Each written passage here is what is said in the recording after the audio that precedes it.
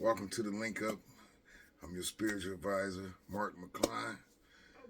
Man, it's been a lot going on, man.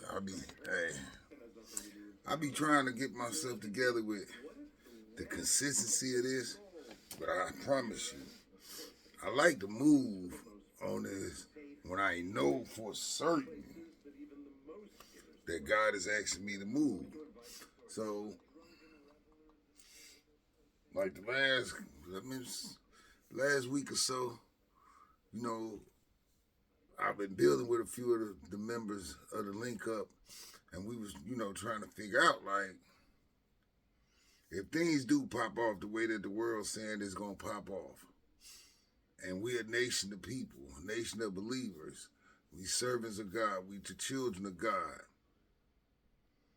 It's basically like the question of how will we defend ourselves, and should we defend ourselves? Now I'm gonna tell you why I say what the part should is because that came about because we've been programmed to be submissive to our government, or in olden times, it'd be the slave submissive to the master. So naturally, the master gonna train you and teach you to pretty much be peaceful, be acceptable to his conditions, his laws, his authority, his commands, his perimeter, his circumference. He gonna teach you everything that you need to be taught for him to have his own protection for him, his family, and himself. So, I don't want to make this, believe me, this is not a black and white thing at all. I'm not nowhere near. In the spiritual world, we don't even recognize them names and labels and titles that people give themselves. I mean, yeah, I respect those that concern themselves with that. And, I be intrigued by some of the history that they come up with, and regarding us tracing ourselves back and what this name was and what that name was. All I know is I try to be part of God's kingdom. You know what I'm saying? That's who I am. I'm a person that's a part of God's kingdom. Be it black, Negro, white, colored, Caucasian, European, African American, Moorish American, Indian, Native Americans. You can get lost in all that. You know what I'm saying? Don't get me wrong, though. I got a great respect for bloodline. You know what I'm saying? I think a lot of our history is built on bloodline. And I don't, maybe somewhere down the line, we're going to discuss that bloodline too, and that power and the impact that they have for us here on earth. You know what I'm saying? And I emphasize on earth because, them earthly titles that we give upon ourselves for recognition of a people from one to another, how we distinguish each other, and how we begin to know about ourselves and where we come from and what we've been through. This is our honor and respect to our elders, our ancestors, those that came before us. So, in no regard am I dismissive to that thought. However, I am very more interested in our spiritual development and our spiritual self. And in that realm of my existence, where I exist at in that realm, that really has nothing to do with what I'm about as a minister or a pastor, whatever they want to call me. I'm a spiritual advisor. You know what I'm saying? Like I tell y'all earlier, I don't really take on any other title than spiritual advisor. I got people that call me minister. I got people that, be like, you a good pastor. I done got pretty, and I don't reject them. I don't correct people and say, I know who I am. I know what I represent. I know what I refer to myself as. And them are noble titles. You know what I'm saying? So I don't reject people when they say that, because they reveal it to me. They understand it. That's how they see me. So, it's not a bad thing, but that's not what I do. That's not what I am. I like to stick to the word spiritual, because in that word we dealing with infinity. And when we dealing with infinity, we dealing with the impossibilities. You know what I'm saying? Infinity is no beginning, no end. Infinity is God himself as the Alpha and the Omega, the beginning and the ending. You know what I'm saying? The infinity is that circle that has no breaks inside of it. You know what I'm saying? It's the completion. So when we say spiritual advisor, I'm giving you the complete advice as of the spirit. You know what I'm saying? How you can train your spirit, develop your spirit, free your spirit, utilize your spirit, you know, even here on earth. You know what I'm saying? So I don't think, I think we've been so conditioned to not believe that that spiritual force and power is in us as individuals, that we look for it outside of ourselves. We look for miracles outside ourselves. When I'm like, you are the miracle. You can be the miracle. You can walk in that light. You can do this because you made in the image and likeness of your Father. And your Father is almighty. So you at least got to be a mighty man, a mighty woman. You know what I'm saying? Because you are the child of the Almighty. So I don't like that we have been taught to be restrained, restricted, or even degraded in our sense of spiritual relationship with our Father. And I believe it was necessary for evildoers to keep their control over us, to take our God from us, to take our religion from us, to debase our spirituality and make us feel unworthy as a people. And this ain't just black people. All the world has, at some point in time, every nationality of people suffered slavery at some degree. Now, it may not be as distinguished as, those that was taken from Africa. Just like those that was taken from Africa, we don't really have a relationship with the Holocaust. You know what I'm saying? With what happened with the Jews. I can't relate to that. You know what I'm saying? But I can relate to this black slavery, and I can relate to what impact that has on us as a people. I know what impact it has on our spirit because they broke it.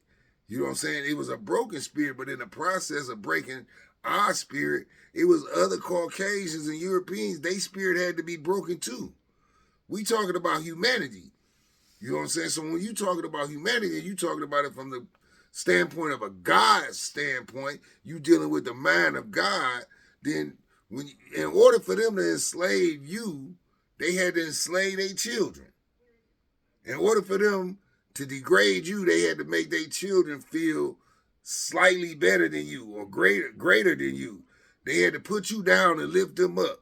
But at the same time, it was an enslaved mentality. It was still a program that was being implemented on both sides and both perspectives. So in the eyes of spirituality, those that was being taught how to be degraded about themselves, to feel unworthy about themselves, to feel nasty about themselves, to feel like they didn't have a God, that they was just savage. Yeah, it's easy to look at us and say, well, why would God want y'all? God, y'all ain't nothing. Y'all don't do nothing. Y'all can't read. Y'all can't write. Y'all can't think. Everything y'all do is this is what y'all hear. Y'all meant for, after hearing this for centuries and this being beaten in and the things that you observe, then you begin to develop a fear of your master. So now you just walking in an area of survival. You know what I'm saying? You doing what you have to do to survive. But anybody that ever seen, you always had a hope. You know what I'm saying? And that's the name of my first book, by the way, is Always Hope. Because our ancestors always had hope for greater days. You know what I'm saying? Now, when you look at it from the European aspect and what they went through, you still was deprived of a spiritual relationship with God because you was trained to be a ruler over another people. You was trained to be a conqueror of another people. You was trained, we talking about Europeans, they children. They trained their children to continue to whip us, beat us, kill us, murder. All the atrocities that occurred back then, these people could not have been at a godly state neither. So you didn't just take our God, you took their God too. You didn't have them serving spiritually. You had them serving earthly. You was looking for an earthly salvation while we in search of a divine salvation, a heavenly salvation. Our salvation rests with God alone. It don't rest with man. But man at this road for control and rulership and ownership of other people. He had to enslave his children to think a certain way to keep control over the children of the slaves. So everybody was enslaved. Right now today, everybody carry them same mental effects. I hear people all day talk about how white people, European people feel so entitled. Well, they should, because that's how they was raised. That's part of their enslavement. They felt like the world owes them. They feel like they conquerors. They feel like they owners. They feel like they can move without question. You know what I'm saying? So that's the difference. Like in our modern age, you see, the most blatant in science that I can relate it to is a European gets pulled over by the police and an Asiatic or African American or black man, black woman, whoever, y'all get pulled over, we get pulled over by the police. It's totally two different circumstances, totally two different situations. I done seen situations where the European cop pulled over a European person all erratic, just sloppy, drunk, threatening the police, telling the police he ain't got no rights, this, that, and the other. I done seen some of them trying to fight with the police, and the police do everything they can. They do what we're taught they're trained to do, to protect and serve. Now, when they dealing with the European, they treat them fairly for the most part. You know what I'm saying? They handle themselves. They don't pull out guns. They don't look to kill them. But then you get that same officer that stopped an Asiatic or African American or black person, and as soon as hostility arrives, the first thing he do is grab his gun. Now, would you always equate that to say because he in fear? No, it's not because he in fear. It feels that he has that right. His mentality is he has the right to kill. He or she. No matter how much they train and go through and be like, that ain't how we train the police. You can't train what's already inside a person's heart. If this is how they was raised and this their principles, you can't hide behind that badge and that blue suit talking about, I should accept you for something else. No, I'm not delusional about that suit. I'm not delusional about your badge. I don't take y'all on as friends to me. I don't take y'all as friends to humanity. Because y'all have shown yourself to be abusive with y'all authority. It's too much killing coming from y'all circle for me to give you that kind of trust over me. And then even more important, why do I need you to govern my affairs? Why do you need them to govern your affairs? Now, don't get me wrong. We need it. Every nation has to have a form of security, a form of policing. But it got to be a fair and just form of policing that you doing. And we don't have that. So I don't give them that regard. You know what I'm saying? If anything, I think they need to be retrained, rebooked, and all that. And I think, I done heard judges say that police don't lie in the courtroom. You know what I'm saying? They walk in and they give these officers all the credit in the world for being true speakers. And there's too many records, too many histories, there's too many examples that the police don't always tell the truth. They human. So they subject to lie. They subject to set people up. They subject to do anything human. They human. Y'all put them in this uniform and give them this badge and y'all treat them like they superhuman. And that's not the situation. And that's when justice become unfair, because you walking into a room with one person that you already held this high, and then the other person that's accused of something, they down here. So whatever this person say, this person don't stand no chance. He had a gun in the car and this, that, and the other. Okay, well, they believe you had a gun. It was your gun. They don't even go through the semantics of trying to make you prove running fingerprints, checking for gun residue if you ever fired a gun, this, that, and the other. Like, according to the Second Amendment, nobody should go to jail for a gun. Y'all want to talk real? Nobody should be going to jail for carrying a gun. It's your constitutional right.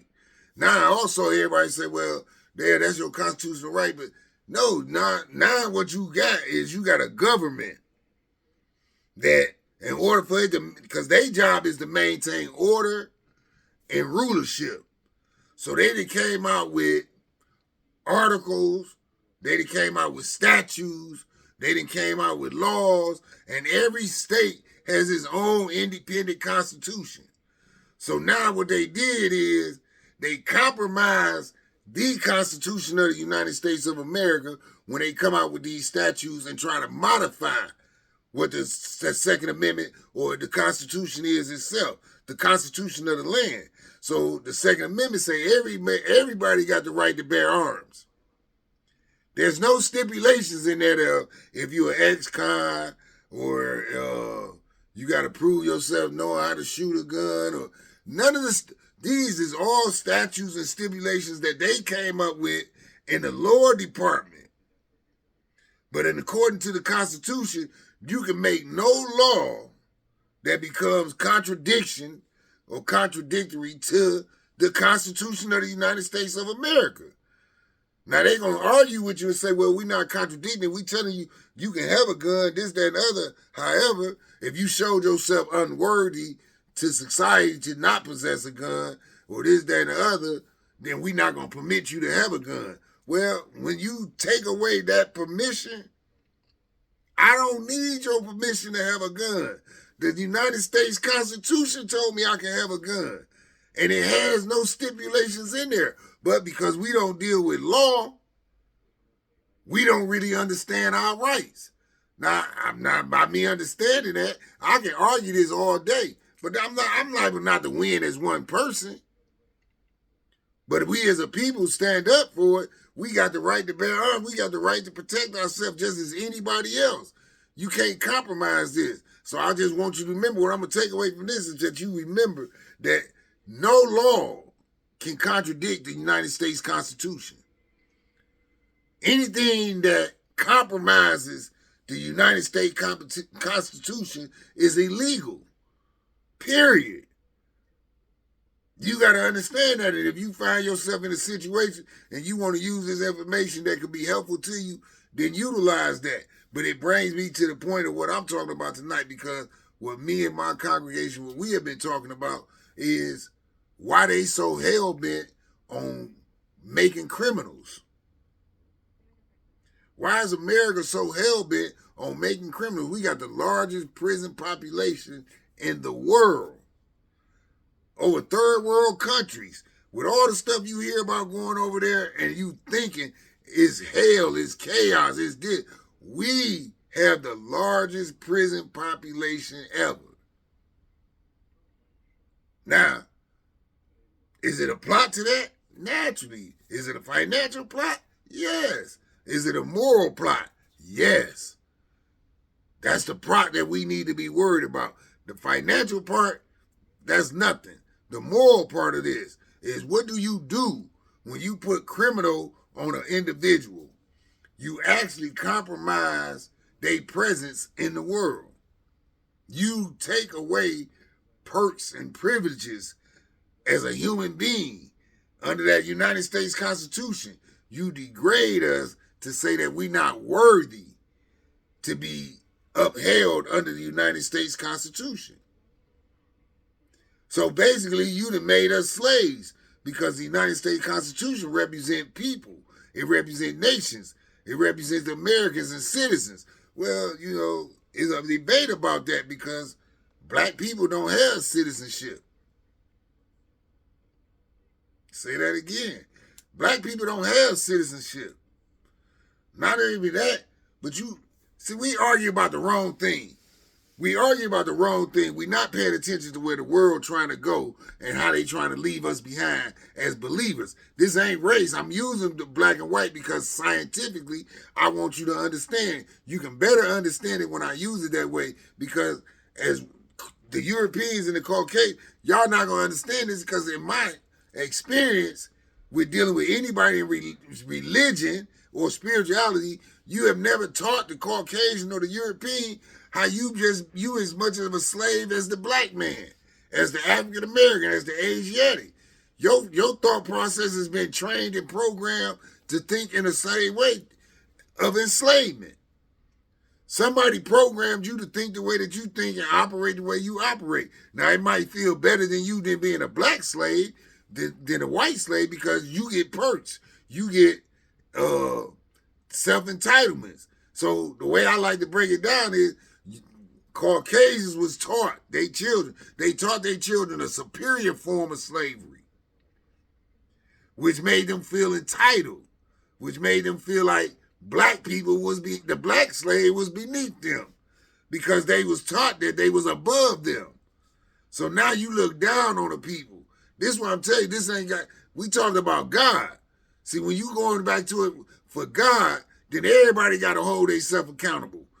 It ain't gonna be no unifying in the world if we can't accept this one given truth. The whole population of America has been criminalized. Everybody in America can be a criminal because you follow the education of a criminal. Your program is designed by a criminal. You function, act, and think like a criminal. How can you be anything other than what they created you to be? And how many of you have taken the time to battle that about yourself? Just like y'all tell black people to battle their slavery and what they've been through. Oh, that was 400 years ago, 500 years ago, this, that, and the other. However, it still go on and it's still prevalent to the children of them physical slaves. Because now we dealing with a more modern mental slavery. But the physical slavery that our ancestors went through, we still get them effects because y'all Europeans still had a mental. Y'all was mentally enslaved while we was physically enslaved. Catch that. Y'all was European children. Those that came out and brought us over to the land, they fathers gave them a superior enslavement. They gave them mental enslavement. They made them think themselves better than us. They made them think themselves to be God. They made them think that white was great. Black was deaf. Blacks were supposed to be slaves. They were supposed to be doing it. So when they beat the slaves, they beat them in front of the children too. The European children. Some of them didn't want to do that. That's a lot for a child to take home. And the masters knew that. But they made the children watch that. Because they had to harden that spirit. They had to get them away from the God that exists. You know what I'm saying? They had to kill them spiritually in order for them to continue to follow the plan of the master here on earth, which was the master of slavery, to keep reign over the black people. And not just blacks. I'm saying blacks, but we know in history it wasn't just blacks. So now you be like, well, what's your evidence on this, spiritual advisor, and how this... Okay, well, my greatest evidence is a story that most of y'all can comprehend, and bear with me because I'm taking us somewhere. But my greatest story is Harriet Tubman. And not even just her, let's just deal with what is properly known for her, which is the Underground Railroad. And inside that institution, it took a lot of people to operate that Underground Railroad. And everybody wouldn't, African American, black, or Asiatic, you had white, European, Caucasians that assisted Harriet Tubman in making sure that some of us got the freedom, as they call it, that we escaped perpetual slavery, the physical enslavement, and they helped us migrate from that. So now you go through the story and be like, well, all Europeans ain't bad, some of them helped us. Okay, I get all that. But you missing the point. The point of it is the whites, the European mental slavery, and the black physical bondage slavery. You don't recognize these as one individual of an entity of our history. People don't talk about this. Before the chains was taken off of us, the mental slavery was already programmed in the Europeans. They knew it was going to work on us because they made it work on their children first. So when they took the chains off of us,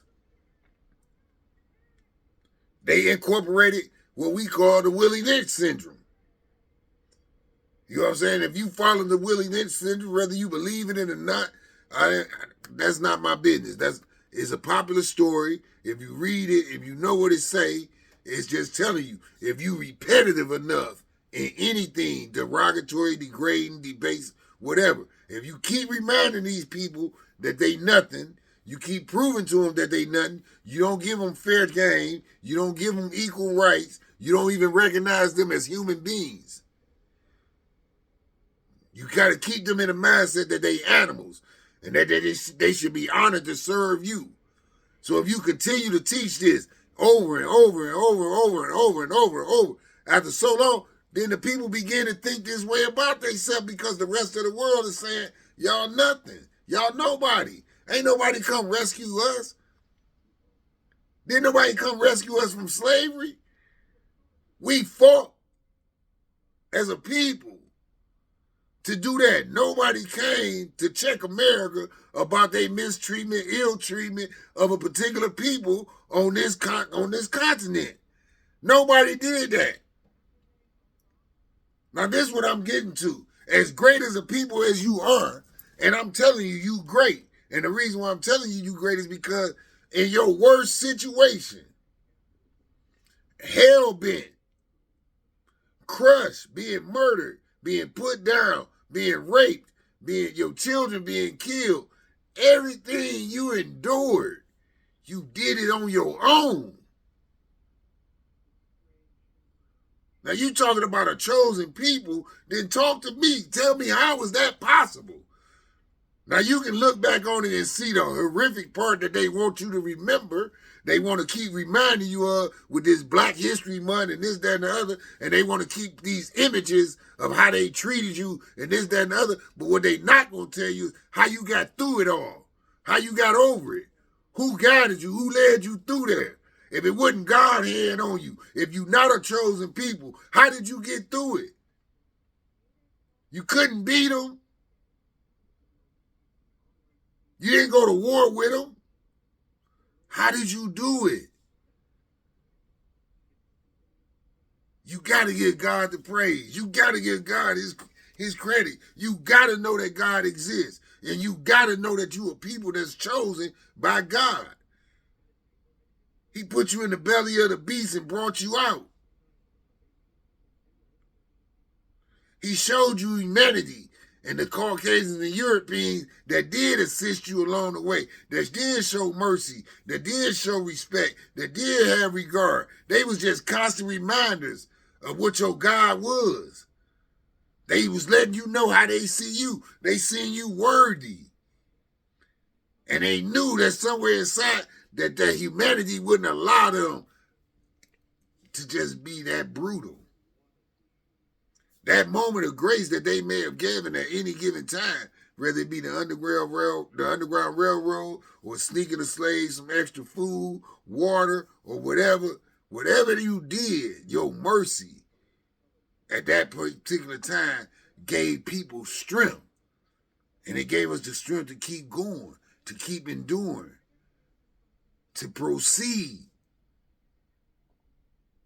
So now you got a people over here in a strange land, the land is not there, you ain't home, you don't know yourself, and you got a whole nother group of people telling you everything about you, telling you who you are, telling you what to call yourself, you know, that you ain't got no history. They disconnected you from the world. But you was powerful enough to come back and reconnect yourself back with God. That was something that they couldn't destroy you because they knew what we don't know today. They knew then. They knew it was a God within them, and they knew that they deserved better than what they had. They knew they had to come from up under there, and they knew they had to do it not for themselves, but for the future of the generations. They was never selfish. And that's one of the greatest things about love that we no longer have today, because we are selfish people today. We're selfish people and we're more removed from God than we care to admit. But a slave, I always had honor for these group of people, but the slave never lost his relationship with God. held that relationship with God because they knew they needed something other than the human strength to help them get through what they was going through. So they talked to the skies, they talked to the stars. They didn't care. They was reaching out for God. It was a desperation. See, we not desperate no more for a relationship with God no more. Now we coming full circle. See, today we not desperate enough. Today you think you got it made. Today you feel like you somebody. Be it European or Asiatic, black, African, whatever you, Caucasian, whatever you, today you feeling comfortable. You even had the audacity to say, I'm free. And I ain't talking about one or the other. I'm talking about humanity. Humanity ain't free. You don't have the right to do what you want to do. You don't have the right to govern yourself. You don't have the right to move the way you want to move. You can't do nothing when you got to ask permission for everything you do. You got to ask permission to drive your vehicle. You got to have permission from the state to pay taxes. You pay them taxes like they work for you, but you working for them. Then how they gonna tax you on something that they make? You make money. We make money as paper. You make money all day. What we paying y'all taxes for? See, we don't question a lot of stuff because that's how they programmed it. We still in the mind of a submissive slave.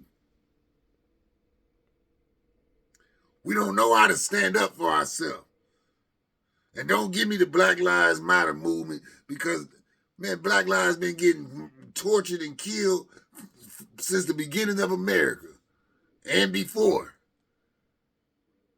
Now, I'm not dismissive of it. It's a positive organization. I get what y'all trying to do, but don't just make this about no one son, one young kid, or this, that, and the other. And first and foremost, we killing each other more than they can ever kill us, and we ain't doing nothing about that. You ain't changing your household. You ain't changing the way you teach your children. You still let them run amok. You still let them do what they do. Ain't nobody chastising them. And it starts in the home. But then when that same child run across somebody that ain't having it, y'all want to have a GoFundMe and throw teddy bears around poles and this, that, and that, and you know how this person living? Like, come on, man, we can't be hypocritical. You can't be hypocritical standing up for what God got going on, man. We got to get back to a desperation of our relationship with God. We holding on to everything else but God. That's why the strength of the slave was so much greater. We soft today compared to them. We soft. You couldn't take, and you hear guys say, oh, I could have never took that back in slavery. You right. At least you know that. But them people took it. And they didn't take it because they was cowards, and they didn't take it because they was scared. They didn't take it out of fear. They took it out of hope. They took it out of faith that they knew that they served a God that was going to bring something greater for the generations to come. They endured that so you and I could be here today. So when you get to thinking back on them slaves and you get to talking crazy, like you don't understand how they did that and they was weak as they were no real man, then you need to think again because that real man, that real woman is the reason why you and I are here. They take on your mentality, we not here. You don't get to enjoy none of the life that you enjoying right now. You don't get to fall under the illusion of freedom that you have right now. You're not desperate for a relationship with God no more. They done tricked you. You so warped up with the world of man, you serving two masters. Really, you serving one, but it ain't God. You know what I'm saying? I say a man cannot serve two masters. And y'all not. Y'all serving man. Whatever y'all government say, that's who y'all seek to follow and stand up behind.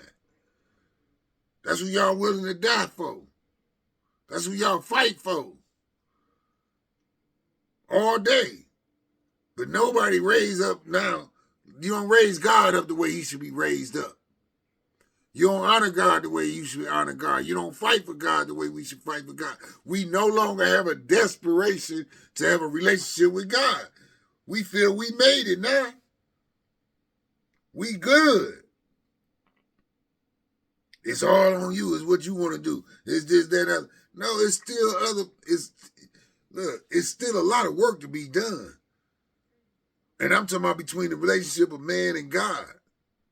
And remember, I'm gender biased on this. So when I say man, I'm speaking woman.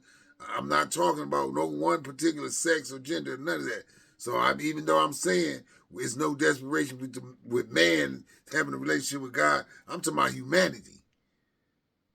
They didn't remove God from us, even though y'all talk about him. Y'all go to y'all mass meetings and congregate in fellowship. Y'all talk about him, but how many of y'all living it? How many of y'all living for the word of God? How many of y'all allowing the word of God to live through you? How many of y'all being obedient to being a servant of God? Because I would have to question that with everything that I see going on in the world. How obedient can we be? What good of servants can we be? Now you quick to be like you love God and God this, God that. God is good all the time. What would Jesus do? Well, what you gonna do? Because God ain't gonna come rescue you without your efforts of helping him rescue you. He'll give you a boat, but you might have to paddle it. He'll give you a car, but you gotta put gas in it. He'll give you a body, but you gotta take care of it. There's a mutual responsibility. God is just not a sucker. He's not just gonna do for you just because you X. He's not gonna spoil you. In God's world, you gotta work for what you want. You gotta work for what them blessings that you calling upon. He just don't give.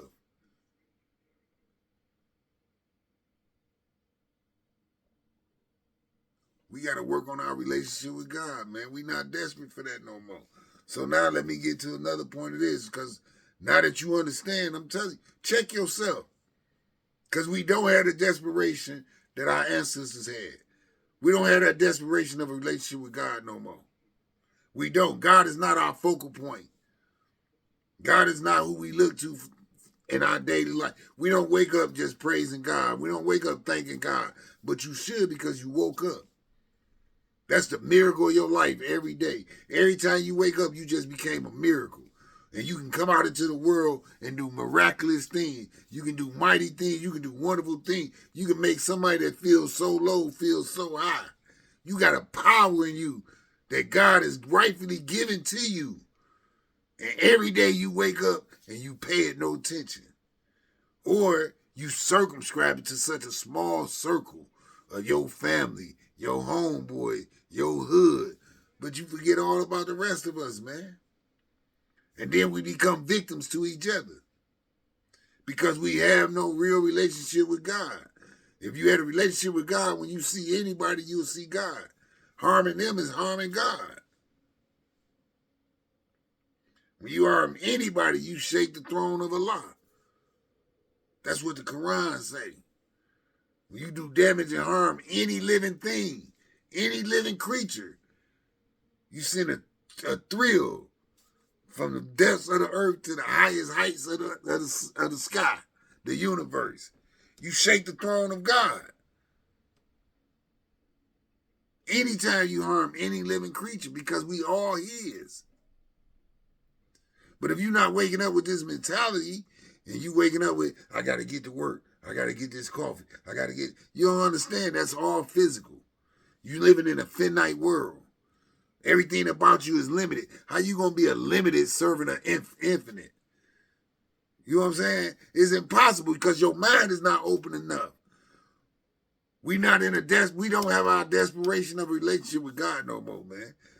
We really need to admit that to ourselves. Stop performing for these people as clowns. You just going to church because you want to look good because of reputation and fame. God don't care about your reputation and fame, man. God cares about who you are, and he know who you are. No different than those of you who take over the role of leading congregations and turn out to be foul individuals. God know that. But God also told the people, you know the sound of my voice. He said, my sheep know the sound of my voice. Y'all following man because that's who y'all want to follow. That's who y'all believe in. That's who y'all believe gonna help y'all. And even put himself in a position to make him think himself to be a help to y'all. But I promise you that whatever you think is to be a help is crippling you. He handicapping you. And most importantly, he raping your relationship with God. Yes, raping it. He raping your relationship with God. The more you believe in him, the less you believe in God. The more you count on him, the less you count on God. The more you look to him, the less you look to God. Like, let's be real, man. We ain't in this position for no reason. We in this position because this is where we choose to be. We choose to be the people we are. Ain't nobody force you to go through what you going through, this, that, other. You just a coward. You scared to stand up for God. You scared to do what God want to do. But let that man tell you what to do. You jump. Soldier. At ease. Yeah, you know, oh, you bound to go. You gonna ride whatever. He'll send you over to a whole nother country to go kill other people. And you don't even know why you killing them for real. All you know is they said we at war with Iraq. We got to find this person by any means. You go over there and kill thousands of people and don't even know why. God say just spread love. You'd rather go kill 3,000 people on an agenda that you know nothing about. Just something that another man told you. This is what you got to do. As a soldier, I just listen to obey. But what about a spiritual person? What about your God? What about all that? Why you don't listen to obey him?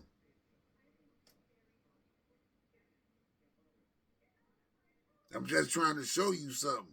This ain't no beatdown situation. It's just the reality of we in the state that we in as a people because we no longer have a desperation to have a relationship with our Creator, man. We don't honor our Father like we think we do. We talk good, but we ain't living it, man. We to my God is the living word. So we got to live out the words of God, man. You can't just talk them. You can't just talk about loving people. You got to really love people. That's the first order and commandment of God's relationship. God is love. What do he want you to do when you say he wants you to be submissive and obedient to his will? He wants you to love and show others to that love.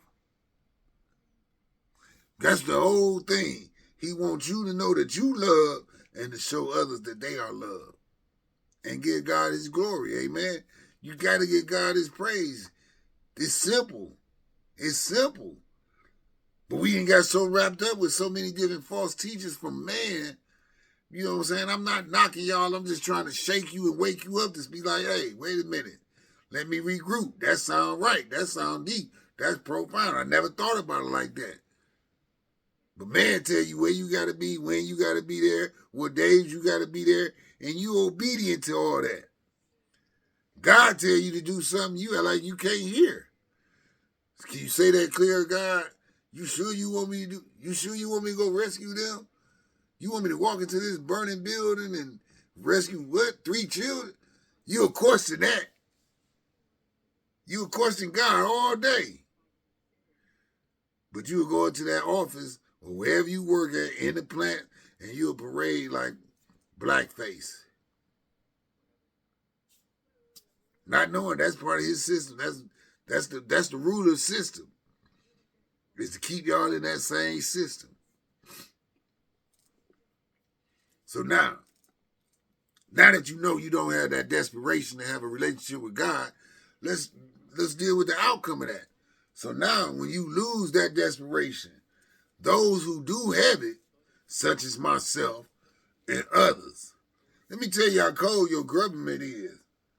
Those of us that do have that desperation to be obedient to the will of God, as far as we know, dealing with our sovereign sense of knowing that we ain't supposed to be controlled by nobody, no other entity, no man, woman, child should ever control me whatsoever. So when we come to know this, then they got a title for you. That title becomes criminal. Now, they teach you a way to look at the criminal, but they had a whole nother regard for criminal. Now, before y'all get all sprung up and get talking about, oh, they made them choices. Didn't nobody tell them